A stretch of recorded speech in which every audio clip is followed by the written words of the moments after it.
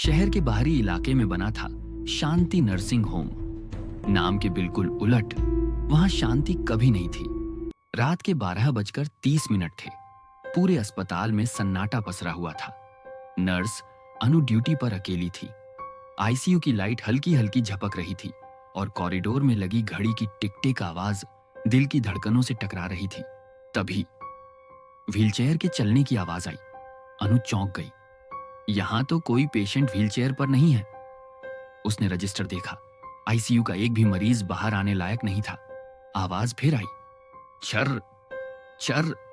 Corridor के आखिरी सिरे पर एक काली परछाई हिलती दिखी। अनु ने हिम्मत जुटाकर आवाज दी, कौन है? कोई जवाब नहीं। परछाई अचानक आईसीयू के दरवाजे के पास आकर रुक गई। दरवाजा अपने आप खुल गया। अंदर बेड नंबर 3 पर लेटा था मरीज रामकिशन, जिसकी मौत 3 घंटे पहले हो चुकी थी। अनु का गला सूख गया। तभी उसने देखा बेड के नीचे से किसी के पैर बाहर निकले हुए थे।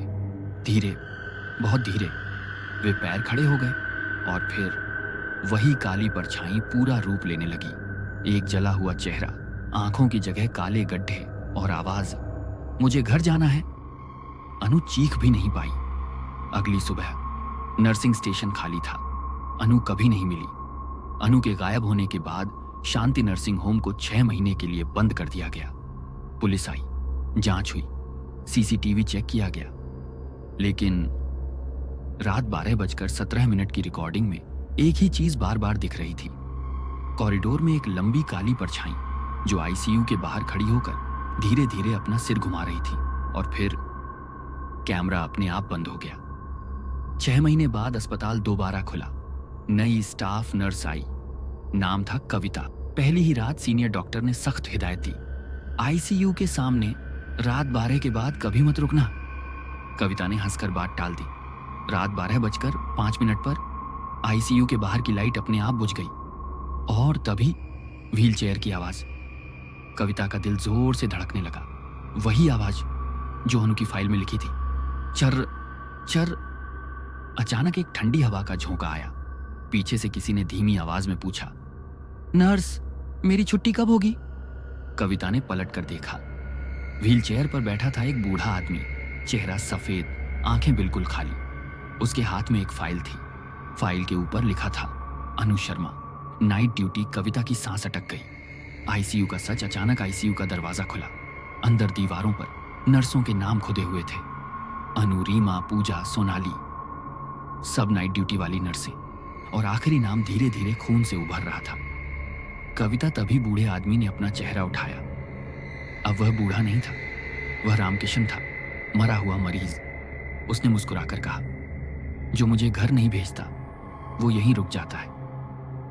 अगली सुबह अस्पताल खुला था।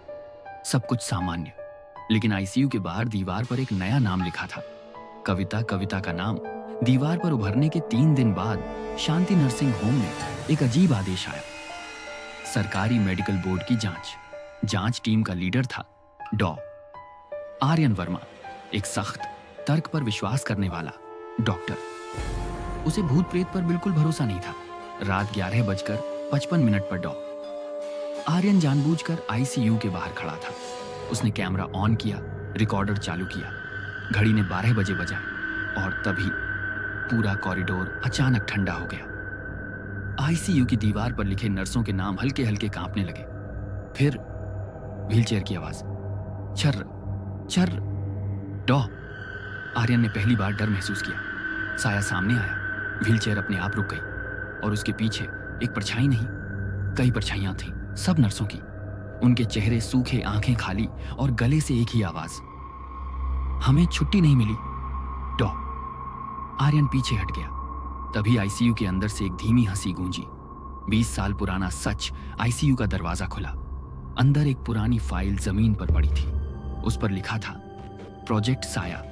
2004 उस फाइल में लिखा था, गंभीर मरीजों पर अवैध प्रयोग। नाइट ड्यूटी नर्सों को जानबूझकर ओवरटाइम में रोका जाता। जो नर्स सवाल करती उसे मानसिक रूप से अस्थिर घोषित कर दिया जाता और कई नर्सें आईसीयू में मर गईं। उनकी मौत कभी दर्ज ही नहीं हुई।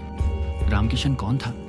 फाइल के आखिरी पन्ने पर रामकिशन वार्ड बॉय, जिसने सब देख लिया था, जिसने सबको घर भेजना चाहा, लेकिन उसी आईसीयू में उसे जिंदा जला दिया गया। उसकी आत्मा यहीं बंध गई। अंत या शुरुआत? डॉ आर्यन ने कांपते हाथों से कहा, मैं तुम्हें आजाद कर दूंगा। तभी सारी परछाइयां एक साथ बोली, हमें घर भेजो। डॉ आर्यन ने आईसीयू की बिजली काट दी। पूरा अस्पताल अंधेरे में डूब गया। एक जोरदार चीख और फिर सन्नाटा। अगली सुबह अस्पताल हमेशा के लिए सील कर दिया गया। आईसीयू तोड़ दिया गया, दीवारें गिरा दी गईं। लेकिन आज भी उस जगह से गुजरने वाले कहते हैं, रात 12 बजे हवा में कोई पूछता है, क्या अब छुट्टी हो गई?